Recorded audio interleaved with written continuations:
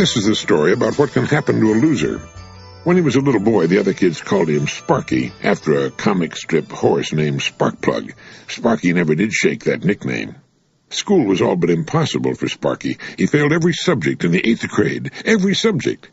He flunked physics in high school, received a flat 0 for the course. He distinguished himself as the worst physics student in his school's history. He also flunked Latin, and algebra, and English. He didn't do much better in sports. Although he did manage to make the school's golf team, he promptly lost the only important match of the year. There was a consolation match, however, and Sparky lost that, too. Throughout his youth, Sparky was awkward socially. He was not actually disliked by the other youngsters. No one cared that much. He was astonished if a classmate ever said hello to him outside school hours. No way to tell how he might have done at dating. In high school, Sparky never once asked a girl out. He was too afraid of being turned down. Sparky was a loser.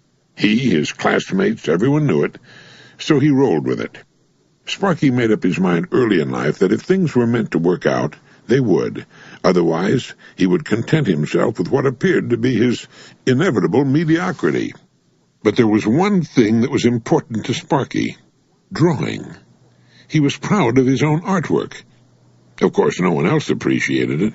In his senior year of high school, he submitted some cartoons to the editors of his class yearbook. Almost predictably, they were rejected. Despite this particularly painful rejection, Sparky was so convinced of his artistic ability that he decided to become a professional artist. Upon graduating from high school, he wrote a letter to Walt Disney Studios. He was told to send some samples of his artwork, and the subject matter for a cartoon was suggested. Sparky drew the proposed cartoon. He spent a great deal of time on it and the other drawings.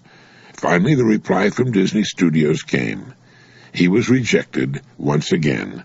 Another loss for the loser. So Sparky wrote his own autobiography in cartoons. He described his childhood self, the little boy loser, the chronic underachiever, in a cartoon character that was soon to become famous all over the world. For the boy who failed every subject in the 8th grade and whose work was rejected again and again was Sparky Charles Monroe Schulz. He created the Peanuts comic strip and the little cartoon boy whose kite would never fly, Charlie Brown. Winston Churchill said it all in a speech he once made during World War II. Never give up. Never give up. Never, never give up.